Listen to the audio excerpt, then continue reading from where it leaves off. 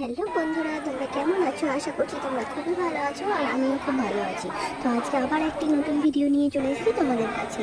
তো আজ থেকে প্রায় 10-12 বছর আগে আমার এখানে একটি শিলামূর্তি উঠেছিল, সেটি হচ্ছে দেবনারায়ণের। তো সেই শিলামূর্তি ঘিরে অনেক হই হট্টগোল অনেক কিছু হয়েছিল। তো এখানে একটি মন্দির তার জন্য স্থাপিত করা হয়েছে। এই মন্দিরে বাবাকে এনে রাখা হয়েছে।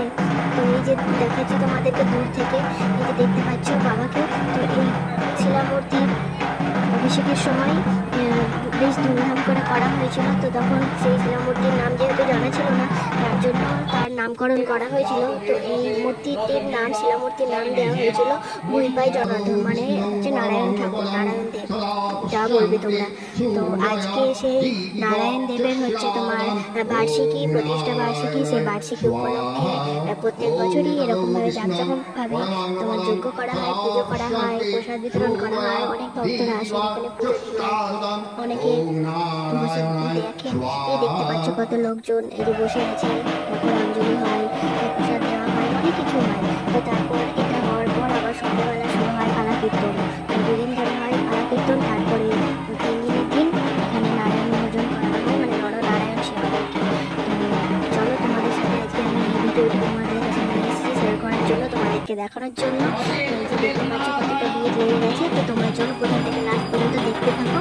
এবং বাবা খুবই জাগ্রত। তো আমাদের এখানে উঠেছে, আমাদের ভাগ্যের ব্যাপার, বুঝতেই পারছো। একটা মাটির তলা থেকে পাওয়া হয়েছিল বাড়ি করার জন্য, মাটি বের করেছিল, খুঁড়েছিলাম, তারপর সেটিকে পাওয়া গেছে। তো চলো, তার জন্য বিশাল করে মন্দির করা হয়ে গেছে, প্রতিষ্ঠান হয়ে গেছে। বার্ষিকী পুজো হচ্ছে, তোমরা দেখতে পাচ্ছ। তো চলো আমার সঙ্গে থেকে এবং পুরো ভিডিওটা প্রথম থেকে লাস্ট পর্যন্ত তোমরা দেখতে থাকো। এবং তোমাদেরকে আরও একটি কথা আমি বলছি, তোমরা এখন যারা আমার ভিডিও দেখছো, যারা এখনো পর্যন্ত আমার চ্যানেলটিকে সাবস্ক্রাইব করোনি, তোমরা প্লিজ প্লিজ প্লিজ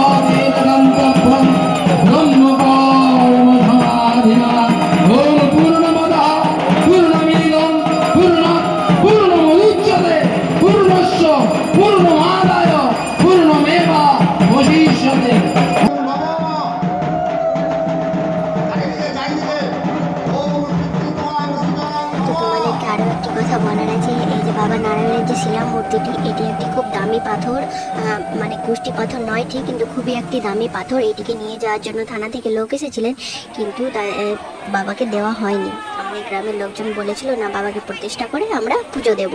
তো বছর বছর এই বার্ষিকী পালন করা হয় এবং বাবার প্রতিদিন পুজো হয় একটা।